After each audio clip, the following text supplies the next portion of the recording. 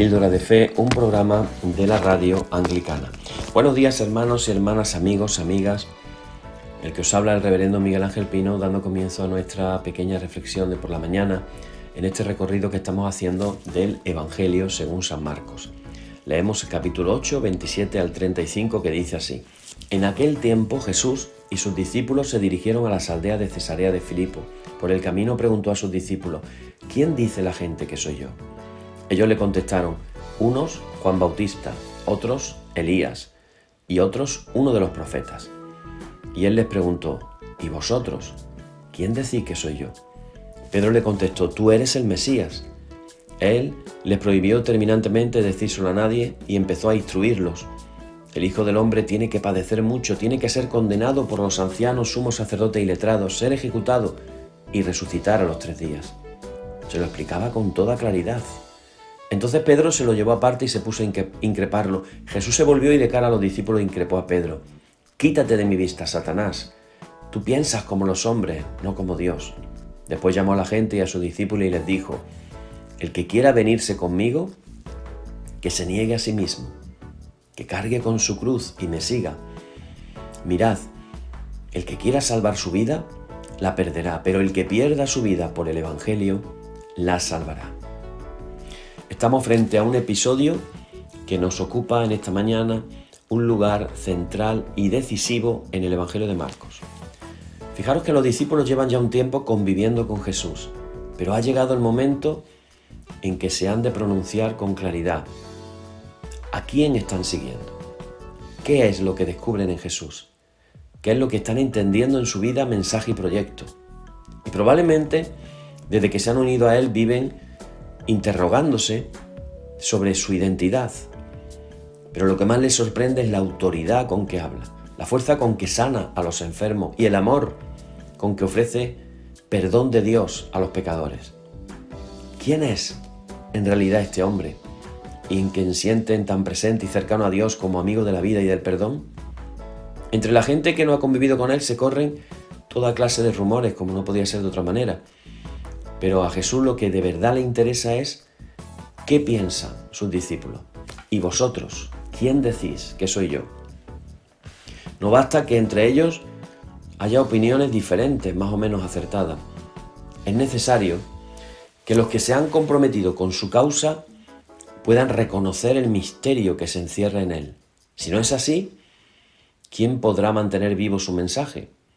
¿Qué será de su proyecto del reino de Dios? ¿En qué terminará aquel grupo que están tratando de poner en marcha?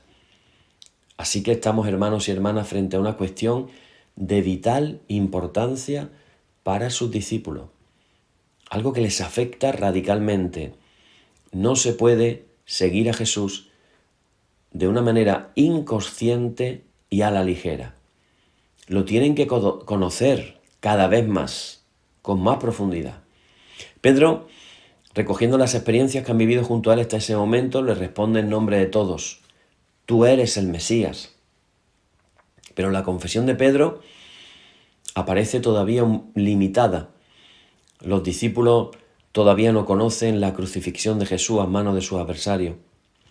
No pueden ni sospechar que será resucitado por el Padre como Hijo amado. No conocen todavía experiencias que le permitirán captar mejor lo que se encierra en Jesús. Solo siguiéndolo de cerca, día a día, podrán ir descubriendo con una fe creciente. Para los cristianos, hermanos y hermanas, es vital reconocer y confesar cada vez con más profundidad el misterio de Jesús el Cristo. Si ignoramos a Cristo, la Iglesia vivirá ignorándose a sí misma. Si la Iglesia no lo conoce, no puede conocer lo más esencial y decisivo de su tarea y misión. Pero para conocer y confesar a Jesucristo no es suficiente llenar nuestra boca con títulos criptológicos admirables o hacer confesiones o oraciones preparadas de antemano. Necesitamos seguirlo de cerca, colaborar con él día a día. Esta es la principal tarea que tenemos que promover en nuestros grupos, comunidades cristianas, iglesias y parroquias. La pregunta del millón en esta mañana: ¿quién es Jesús para nosotros? según la lectura que hemos hecho esta mañana. Esa pregunta que dirige Jesús a sus discípulos mientras recorre las aldeas de Cesarea de Filipo, después de 20 siglos, hoy nos la hace el Señor a nosotros. ¿Y vosotros? ¿Quién decís que soy yo? ¿Quién es Jesús para nosotros? Sabemos que su persona nos ha llegado a través de la tradición, de imágenes, de fórmulas, devociones, explicaciones teológicas, interpretaciones culturales y a veces también velando su misterio. Para responder a la pregunta de Jesús podemos acudir a lo que han dicho los concilios, escuchar al magisterio de la Iglesia, leer las elaboraciones de los teólogos, repetir cosas que hemos oído a otros, pero ese no es el caso. Lo que se nos está pidiendo es que demos una respuesta más personal y comprometida. Decimos muy rápidamente que Jesús es Dios, pero luego no sabemos qué hacer con su divinidad. ¿Amamos a Jesús sobre todas las cosas? ¿O estará nuestro corazón ocupado por otros dioses en los que estamos buscando la seguridad, el bienestar o el prestigio?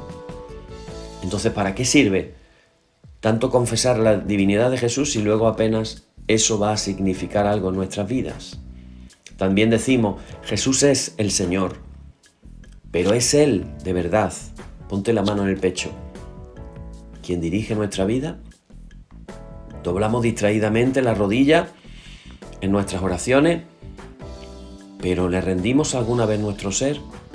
¿De qué nos servirá entonces llamarlo tantas veces Señor, Señor, si no nos preocupamos de seguir su camino, sus pasos? Confesamos también que Jesús es el Cristo, es decir, el Mesías enviado por Dios para salvar al ser humano. ¿Pero qué estamos haciendo nosotros para construir un mundo más humano siguiendo sus pasos? Nos llamamos cristianos, pero ¿qué hacemos para sembrar libertad, dignidad, esperanza para esos últimos de la tierra? Por último, proclamamos que Jesús es la palabra de Dios hecha carne, es decir, Dios hablándonos en los gestos, las palabras, la vida entera de Jesús.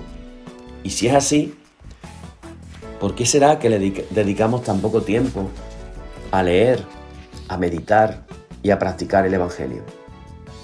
¿Por qué escuchamos tantos mensajes, consignas, enseñanza, antes que su palabra sencilla e inconfundible? ¿Quién es Jesús para nosotros? Tú mismo te puedes dar la respuesta.